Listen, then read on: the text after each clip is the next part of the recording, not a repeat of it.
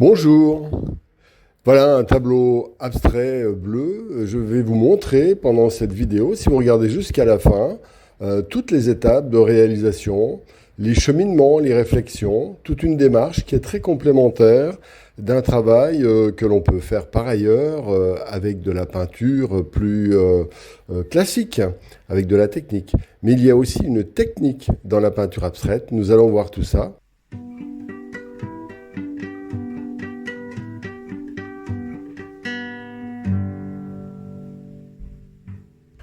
Si à la fin de cette vidéo, vous l'avez appréciée, eh bien, je vous invite à lever le pouce bleu, vous abonner à cette chaîne, bien entendu, et puis à m'envoyer des commentaires. Je me ferai un plaisir de vous répondre. Voilà, donc nous sommes face à un tableau abstrait qui est la suite d'un tableau que j'ai fait, j'ai mis sur YouTube il y a peut-être un mois. C'est une sorte de monochrome de gris, uniquement avec des gris, avec des petites dissonances colorées ensuite. Là, je mets de la couleur, un petit peu, mais un monochrome, on pourrait dire, à base de vert et un tout petit peu de bleuté. Et j'ai mis sur le côté, vous avez vu, l'ensemble des couleurs que je vais utiliser pour ce tableau, ce pastel. Voilà. Et on dit peindre au pastel, hein, et on parle de tableau aussi en pastel. Hein. Quand je dis tableau, beaucoup de personnes pensent à peinture à l'huile. Alors là, en fait, j'ai voulu créer une communication entre un vert foncé et un vert clair. Le but, c'est de se dire comment peuvent-ils entrer en amitié, comment peuvent-ils connecter à travers la forme, les points, les taches, des ingrédients qui vont faire qu'ils vont s'harmoniser.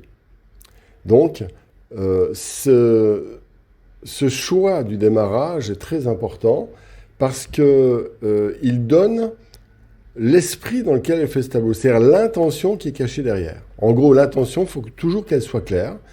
Là, dans ce cas-là, c'est je veux faire un monde noir et blanc, on va dire yin et yang, mais à partir de vert, de telle sorte que voilà, tout un dialogue s'établisse. Voilà, ça c'est ça l'idée. Et il peut y avoir beaucoup d'autres idées. Hein. On peut mettre plus de couleurs, on peut changer, on peut se dire voilà, on va faire une communication conflictuelle ou pas. Voilà.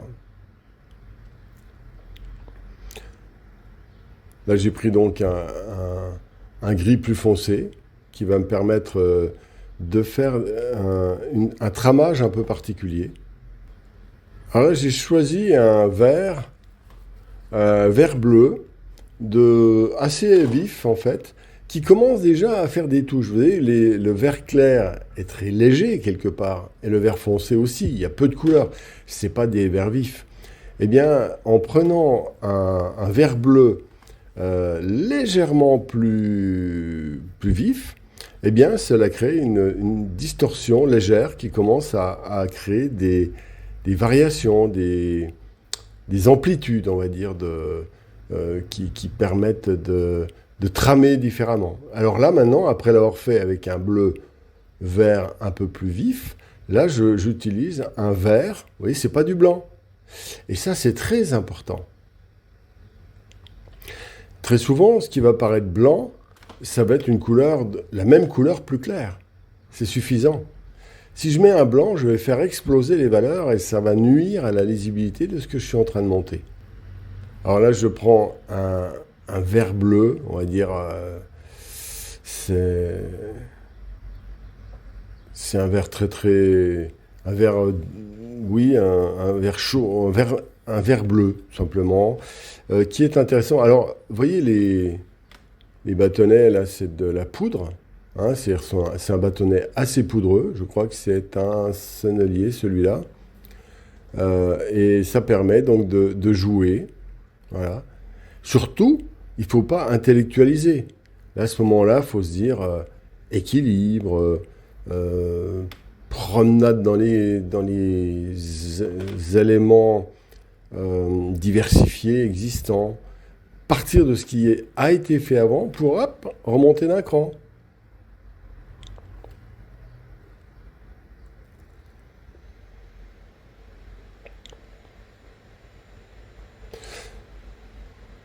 voyez, les bâtonnets poudreux, comme ça, ils sont intéressants parce qu'ils ils remplissent bien.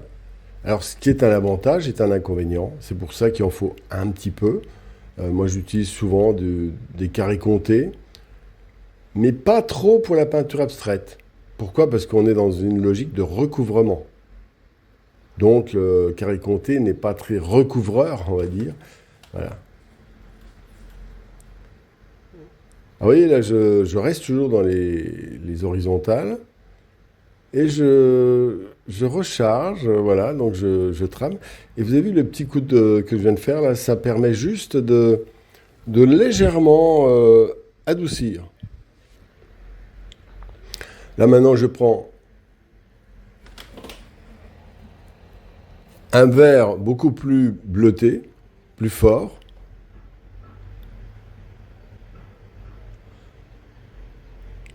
Et vous voyez, on change la nature tout de suite de ce qui est indiqué. On monte d'un cran et donc on crée une diversité.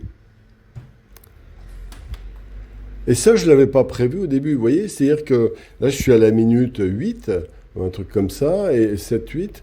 Eh bien, à la minute 5, je ne savais pas que j'allais faire ça. Vous voyez. En fait, ce qui est marrant, c'est une sorte de jeu de l'esprit, c'est-à-dire que en même temps que l'on fait, on imagine, on pense, etc. Et c'est ce qui est qui est à mon avis très précieux dans ce genre d'exercice.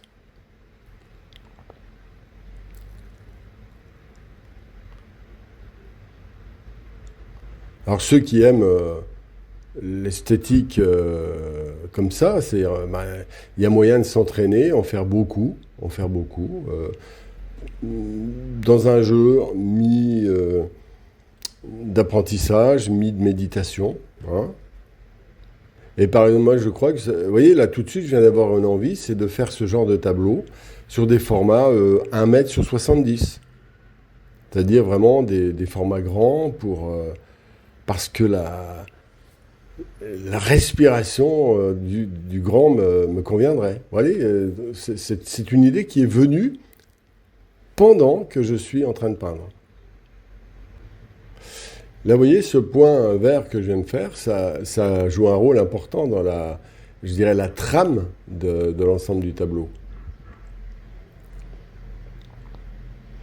Et ce qui est bien, c'est en même temps technique parce que, par exemple, il ne faut pas mettre n'importe quelle couleur, il ne faut pas faire n'importe quelle ligne, il faut qu'il y ait un ordre quand même. Mais à part ces options qui sont prises au départ, qui créent un bel encadrement, le reste, c'est totalement improvisé. Et ce que vous faites à un moment donné, ça devient une nouvelle réalité. Si je choisis de mettre une tache violette, eh ben, ça devient une nouvelle réalité. Je ne le ferai pas parce que j'ai décidé de rester dans le vert. Hein. Et pour vous montrer aussi qu'avec un monochrome, on peut faire des choses intéressantes. Le prochain tableau abstrait, il y aura donc 2 couleurs différentes. Et puis celui d'après, peut-être dans 2 mois, j'en ferai un autre sur YouTube avec 3 couleurs différentes. Et puis voilà, il y a plein d'options. Et ce sera toujours des tableaux abstraits dans le même esprit, mais en variant un des ingrédients qui sera la prochaine fois, donc 2 couleurs. Voilà. Alors,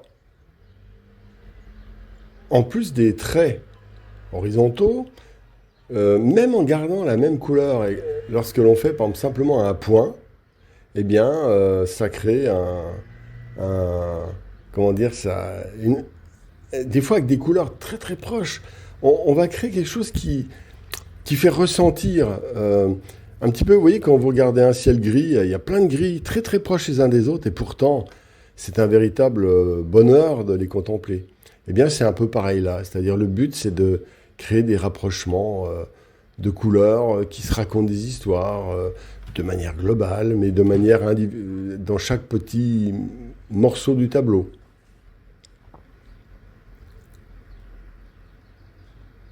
Alors, vous voyez, j'ai fait un saut, j'ai rajouté une sorte de bleu sur toute la partie claire sur la gauche, un bleu vert un peu plus fort, celui que je vous ai montré tout à l'heure. Voilà. Là, je fais des petits points. Pourquoi? Eh bien, parce que c'est mon bon plaisir, n'est-ce pas?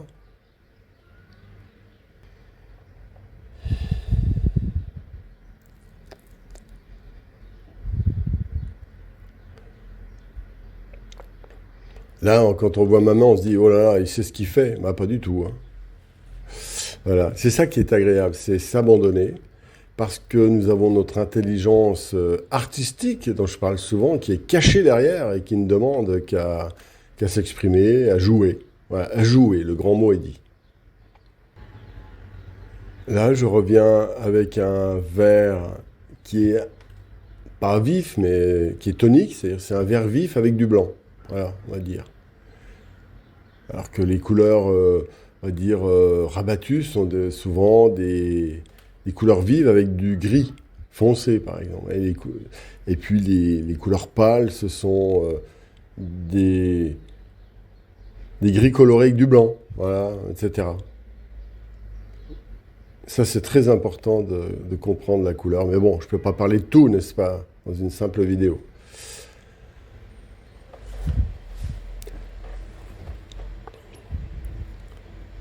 Alors, il y a toujours un risque quand on fait ce genre de tableau abstrait, c'est que on fasse quelque chose qui a tendance à nuire à la lisibilité, à la clarté. On va faire un truc dissonant, quelque chose qui va pas aller, ou quelque chose de gnangnan. Voilà, ça peut arriver. Ah, dans ce cas-là, c'est pas grave, on recommence. Ce qui est important dans un projet comme ça, c'est l'intention. Mais l'intention, ça veut pas dire j'ai l'intention de faire voilà tel sujet avec en prévoyant tout. On prévoit les grandes lignes, comme je disais. L'intention, c'est plutôt je veux comprendre le verre. Voilà, ça c'est une intention. Et puis en faire une puissance dans ma manière de travailler. Voilà, ça peut être une intention.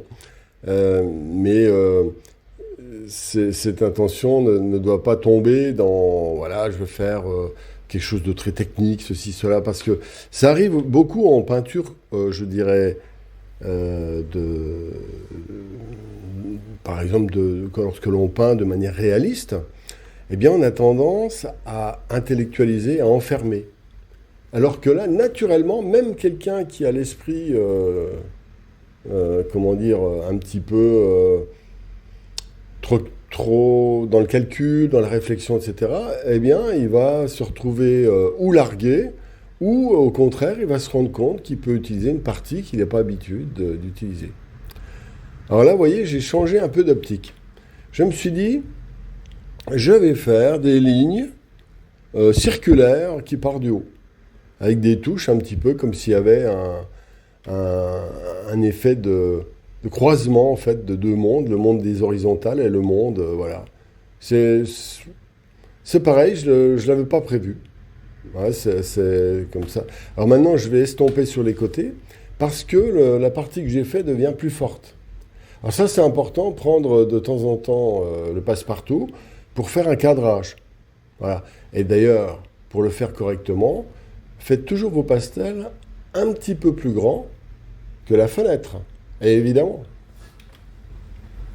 Et après, vous choisissez un angle qui vous plaît. Et en plus, le fait de le mettre dans l'encadrement comme ça permet comment dire, de mieux voir le tableau. Parce que là, c'est toujours un peu confus quand il y a le fond comme ça, voilà, le bord qui n'est pas séparé.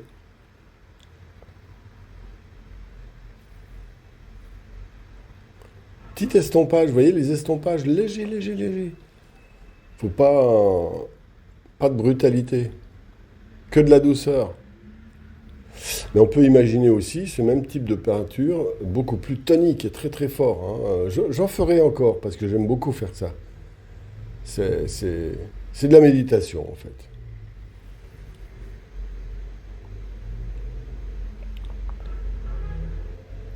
Faites des petits sujets, 20-30 par exemple. Voilà, un peu comme ça. Ne cherchez pas à faire des trop grands sujets. Des petits sujets, faites-en plusieurs. Ou éventuellement, moi j'en ai fait qui sont du style 8 cm sur 8 cm. Et voilà, sur une feuille comme ça, j'en fais 4. et je change les couleurs, etc. Comme une espèce de méditation sur la couleur spontanée. Voilà, donc on arrive au bout de cette vidéo. Si vous l'avez apprécié, un pouce bleu, etc. Voilà notre tableau terminé. Voilà, et bien, je vous, je vous invite à faire cette étude et amusez-vous bien. À bientôt.